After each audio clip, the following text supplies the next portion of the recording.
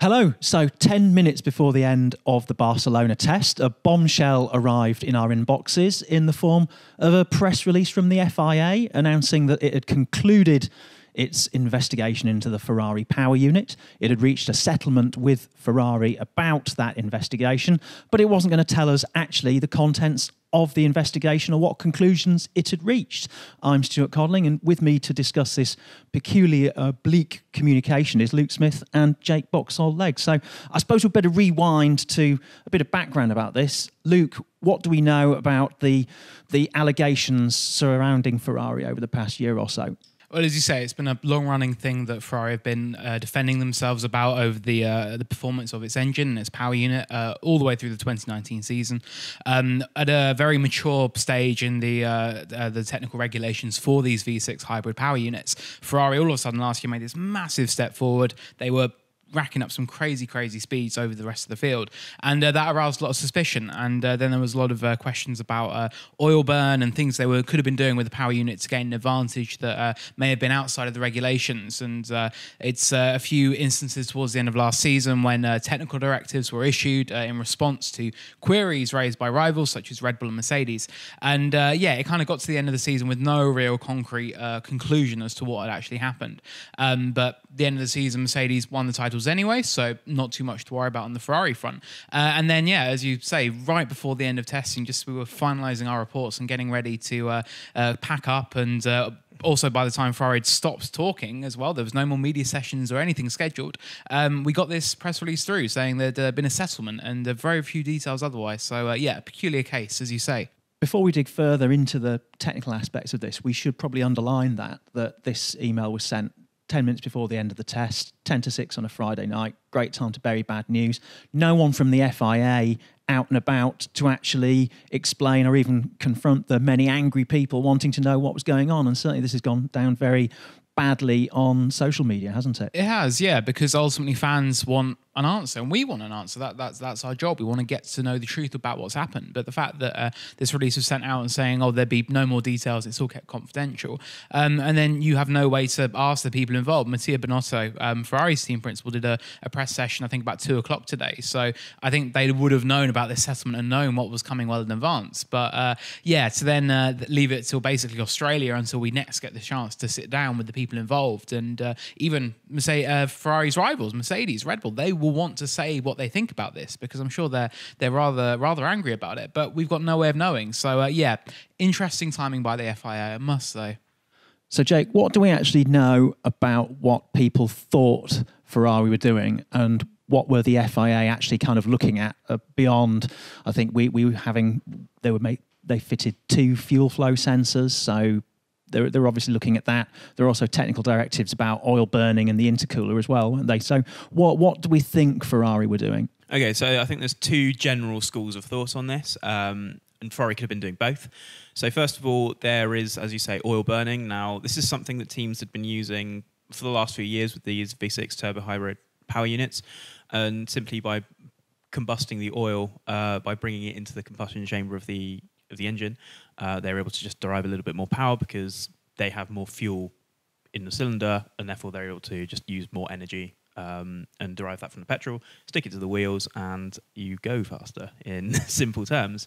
But the FIA made sure that you couldn't really do that, so Ferrari allegedly used some trickery to leak oil through the intercooler so that it would vaporize, and then it would be able to enter the combustion cylinder that way. And so the intercooler is the part of the car that cools the gas after it has been through the compressor, because it gets very, very hot when you compress a large volume of air. So it gets into the engine that way. But also there's suggestions that Ferrari used more fuel than it was allowed. And this kind of came to a head in Abu Dhabi last year. Charles Leclerc was caught with having more fuel on board his car with a significant amount compared to what was declared on the car. And there was a technical directive that was issued midway through last year, Technical Directive 1219, I believe it was called, which meant that you had to correctly declare how much fuel was on board your car within a certain parameter to stop you from circumventing fuel flow regulations. Now, teams can do that because in the previous set of regulations, there was only one fuel flow sensor. So if you could bypass that, you could get over the 110 kilograms per hour fuel flow that was mandated. So there's a lot of trickery here. So for 2020, there's another fuel flow sensor on top of the one that was already in the car that just makes sure that teams can't really bypass the system too much. It's being monitored a lot more closely. So what I think this news is as well is it's taking what was investigated at the end of last year with regards to Ferrari's engine. And the FIA said, look, what you're doing is illegal. And presumably, obviously one can't read into what they've written too much because they've been very spotty on detail. But what I would think is that they declared it was illegal and then asked Ferrari for what else they did to get away with it so that they could put this in the next cycle of regulation so that no other team can do it. So it's almost like salting the earth so nothing grows there again, really. So I think Ferrari and the FIA have sort of together had to box clever a little bit just to stop other teams doing it and stop people circumventing very hazy powertrain regulations so much. The fuel flow, or the business of measuring the fuel flow, has been a contentious issue ever since the first Grand Prix in the hybrid regulations, simply because it's not a very exact science, is it? It's what you're basically firing light, you're measuring light being refracted through the fuel as it's being pumped. So is it that adds that level of inexactness that teams are able to exploit? I think so. I think there's always going to be a little bit of a discrepancy between the measurements on board the car. Teams will try and circumvent it through other pipe work on the car and stuff. Obviously, you go through scrutineering and stuff, but teams are incredibly clever and incredibly wily. And in motorsport, teams will cheat until they can't get away with it anymore. So I think there's a number of things like that. But I remember at the start of the turbo hybrid era, teams were struggling to sort of match the 100 kilogram per hour measurement that was mandated. But now the engines are so efficient, sort of one wonders why you need to do that. But then again, if you can burn more fuel than you're allowed, then it's quite simply you have more power available to you throughout the duration of a race. So, Luke, what can we actually read into the substance of the communication we received tonight? Is it kind of like the equivalent of a plea bargain you might enter into court to have a reduced sentence? Are they just trying to close the book, these two parties, on this?